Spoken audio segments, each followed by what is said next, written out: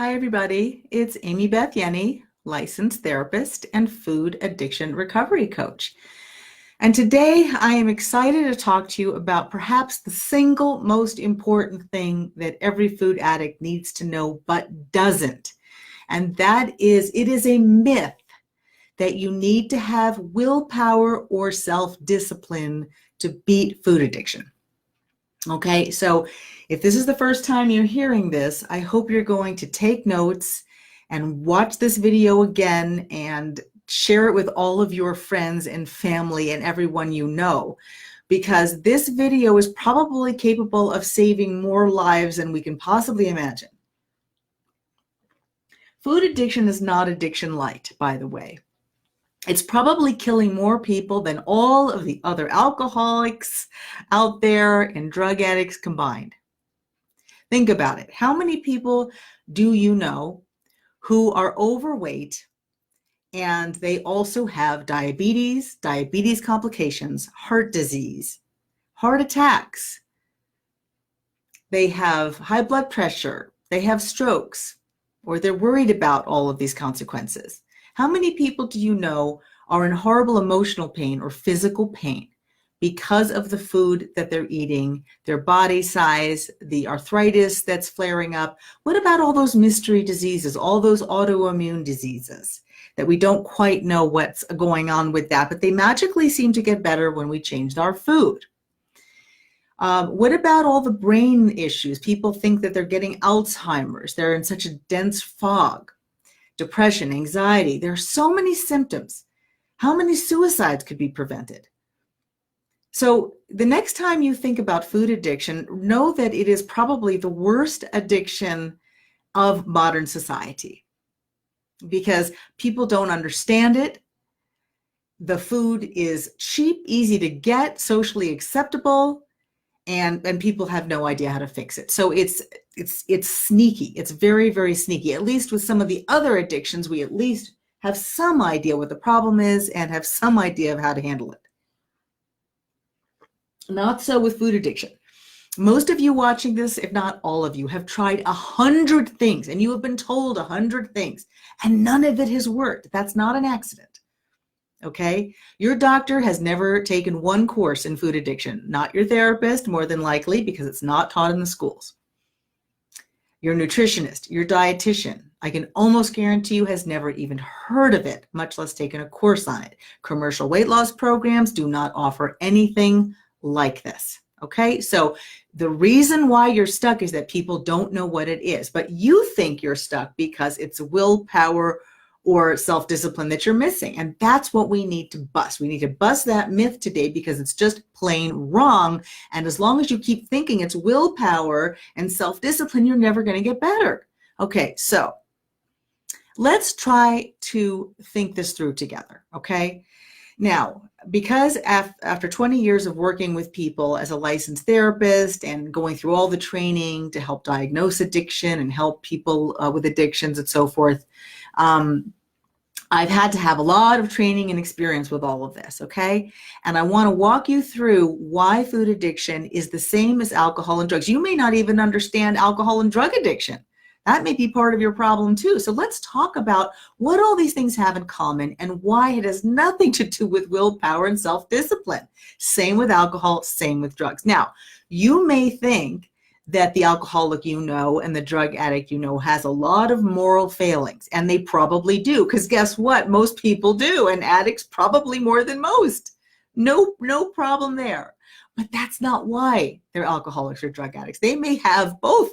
They may have a lot of moral failings and a horrible addiction. Combined, not good. But the fact is they're two different things, okay? Same with you. You have an addiction, and you may also have a lot of moral failings. You may have a lack of willpower and self-discipline. That's not why you're a food addict, okay? So I need you to disconnect these two things in your brain because you're not helping yourself. You're beating yourself up. You're telling yourself it's your fault, okay? That's not how you help an alcoholic, and it's not how you help a drug addict. The way you help these people is you tell them, you have a disease of the body and the mind. You need to stop taking your drug of choice, so that you can detox from the physical addiction. And yes, you do need to learn some skills about how to manage your life better. There's no question about that. But it has nothing to do with willpower or self-discipline. Okay. Now, it's the same thing with food. And you might say, but wait a minute, that's not the same. It's exactly the same, and I'll tell you why. Drug addicts can take drugs. They just can't take certain drugs.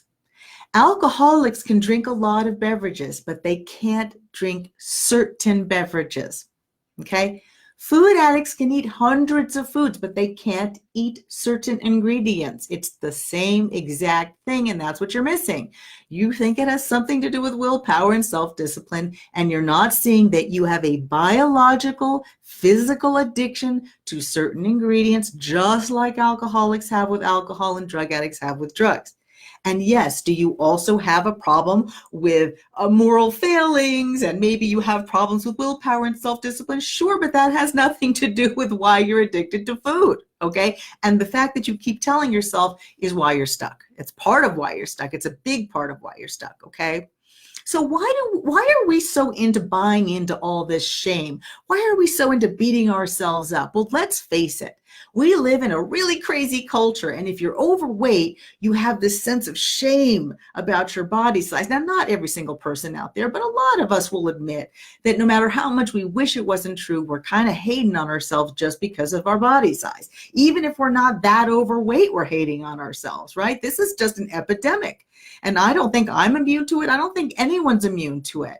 So, of course, you're going to have shame if you're overweight, and you're going to hate on yourself. So that kind of goes with the territory, and good for you if you're not in shame about that. I hope that you're not in shame. But if you are, that's probably part of why you are.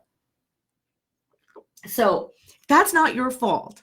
It's your responsibility to fight it. You know, we don't want to beat ourselves up, but that's another issue.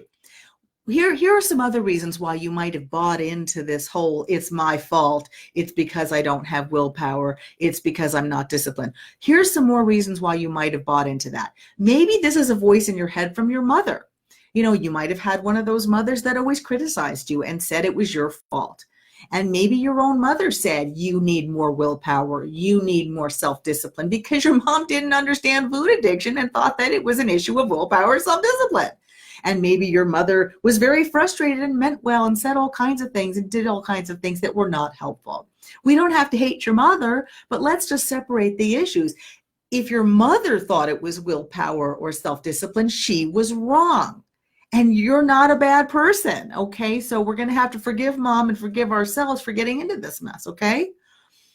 Depression. Now, you may not know this. I know this because I'm a specialist in depression. Again, 20 years experience being a licensed therapist. I've seen a lot of depression. I've been trained in it very, very specifically. One of the main symptoms of depression is an excessive guilt about everything, blaming yourself for everything. So, you know, you could be caught in a really nasty depression addiction cycle where you do something and then you beat yourself up and beat yourself up, and now you've made yourself feel horrible. Then you eat something, which, by the way, can actually make you much more depressed. Food is like alcohol and drugs in that it can make you more depressed, more anxious, more foggy, help make you lose your memory. Okay, it is mind altering. A lot of people aren't getting that either. So, but you're caught in this horrible shame spiral, addiction, depression, and you eating to feel better, which is just making you feel worse, both because it's changing your brain chemistry and also making you hate yourself more because you're out of control, you're blaming yourself, and on and on and on it goes.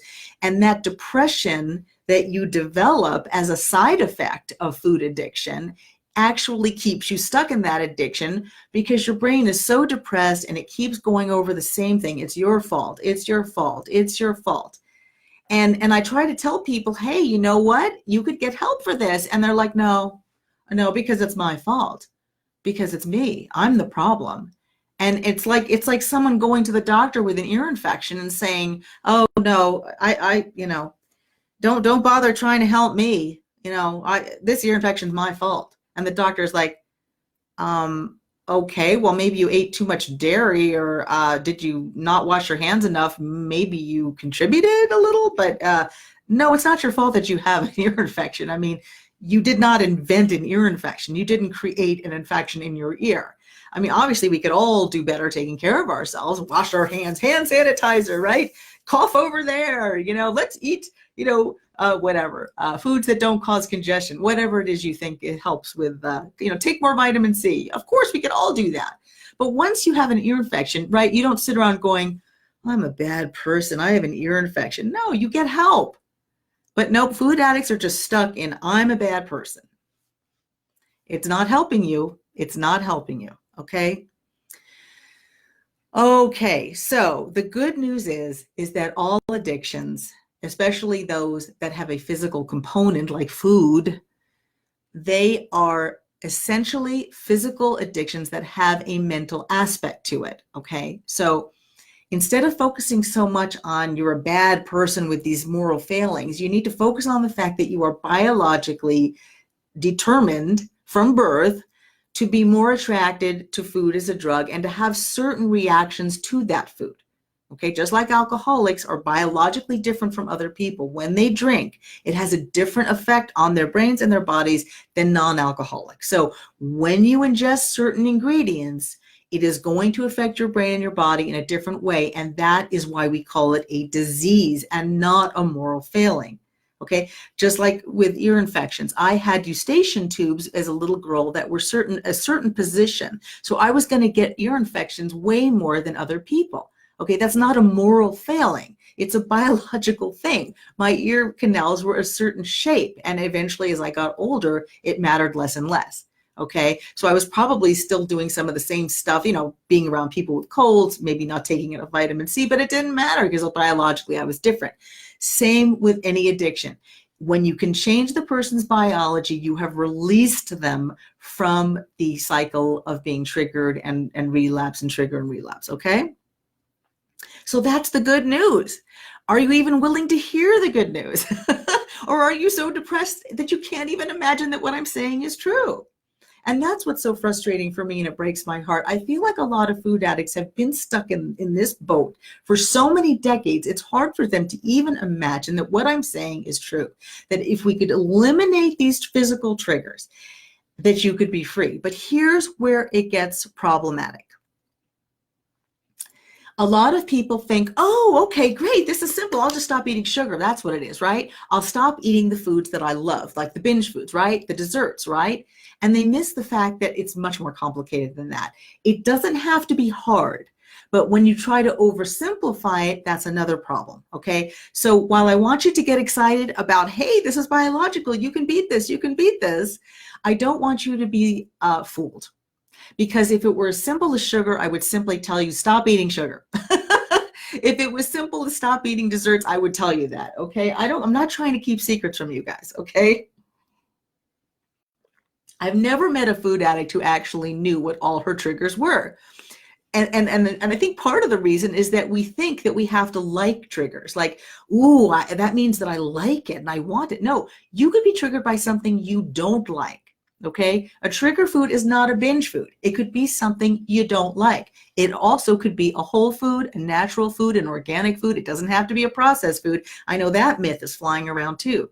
It breaks my heart that people think, well, as long as I stop eating processed foods, I'm trigger free. I'm sorry. It's not that cut and dried. And on top of all of that, we're all different. So if you really want to get better, you're going to have to accept the fact that it is more complicated than alcohol and drugs because we're all different and the triggers are more complex than just stop eating stuff you like, okay? The good news is you can still eat tons of stuff you like because that's not necessarily your trigger foods, okay? So are you hearing me? Recovery is actually a lot easier once you get into it. I think the complicated part is just figuring out the triggers, having some, explanation and information, learning some things. But once you learn it, it does feel a lot easier than you think. And again, I wish I could convince the average food addict of this because they can't even imagine it. I try to tell them, look, it's a little bit like this. Have you ever had to fast for a surgery? Have you ever tried some really crazy diet like protein and water? That was popular when I was growing up. Just protein and water, nothing else. It wasn't called keto back then. It was just protein and water because there was really high protein, not high fat, okay? Some people might have been in ketosis by accident. But in any case, Protein and water. Have you ever had that experience that you just sort of, for like a day, because of fasting or some really weird, unsustainable thing, that you stopped having the munchies, you stopped really feeling out of control, you kind of lost your appetite, and maybe you attributed it to, oh, I'm nervous about the surgery, or, I'm really motivated today. But the reality is it's neither. It wasn't because you were nervous, and it wasn't because you were motivated. It was because you changed your biology. You accidentally, because you did something so dramatic, you accidentally removed your triggers. Now, the reason why protein and water and fasting is not sustainable, well, is pretty obvious, right? Fasting is not something you can sustain for the rest of your life. Protein and water is been debunked as being a way to sustain your health. So what's left is to actually understand the complexity of the situation so that you can eliminate all the triggers, which may be fairly complicated to figure out at first. And you need to learn all the hundreds of foods that are right for your body, that you like, that are convenient, and have a flexible, doable plan of eating that's completely sustainable, where you're never hungry and you don't have to count calories and track things. And that's why recovery is possible, because it does not rely on you being really good at tracking things and wearing an app and, a fitness app and writing everything down, for the rest of your life, and going to a meeting every day for the rest of your life, and making hundreds of phone calls. And gosh, I've been there and done that with all of that stuff. I'm a recovered food addict myself.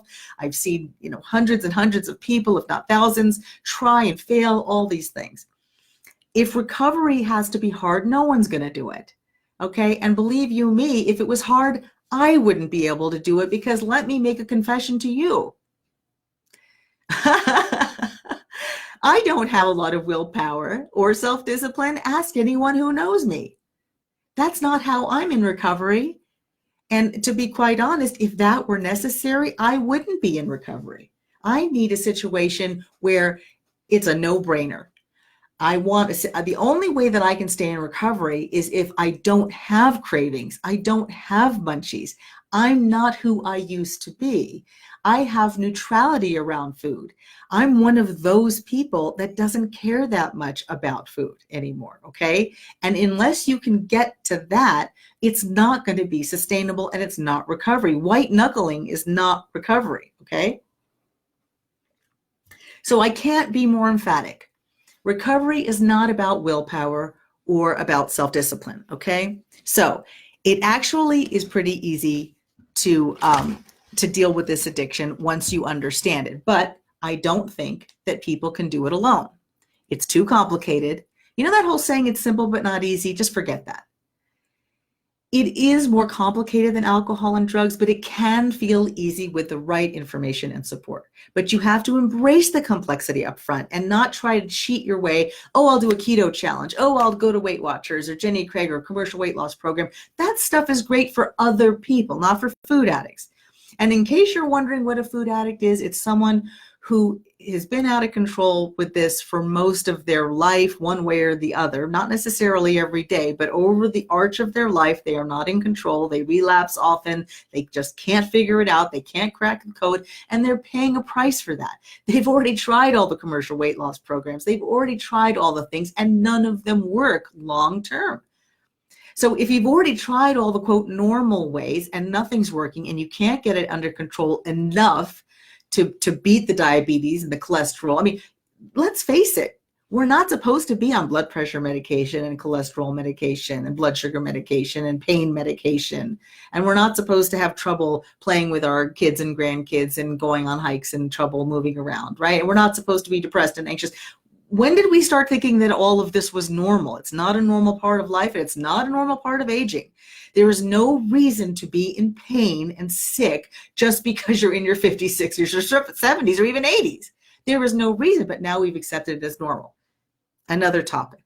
Okay, so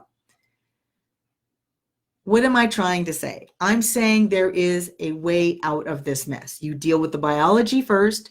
Yes, you learn a new way to deal with life, because when you've been self-medicating for decades, you probably don't have a lot of good skills to deal with your life, right? So you do have to learn some new skills. But once you deal with the biology, you deal with the psychology, You learn some new skills. And by the way, the psychology is much simpler than you think. It's not 5 years of therapy.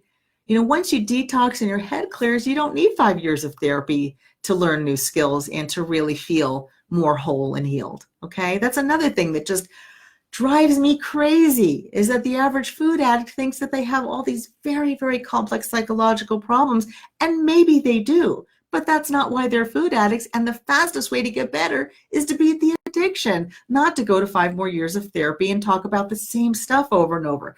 We need to get your head clear. Does that make sense? You don't want to be a practicing alcoholic in therapy, right? Well, you can't be a practicing food addict and get a lot out of therapy, because you're numb, you're self-medicating, you're not actually processing your feelings or your thoughts well. Okay, I'm hoping all this makes sense. So listen, if you're finally seeing the light, if the light bulb is going on in your head going, wow, is it possible that I've really not gotten it for all of these years? Is that possible? I want you to reach out to us. We offer free calls to anyone who's really ready to jump into the solution today. I wish it was possible to just give you some really good tips and say, see you later. For the majority of us, there's no way that that's going to work. So in order to really get help, I really advise people to consider professional comprehensive help right now to get better. If you have this window of clarity, take advantage of it. We offer free 1-hour calls.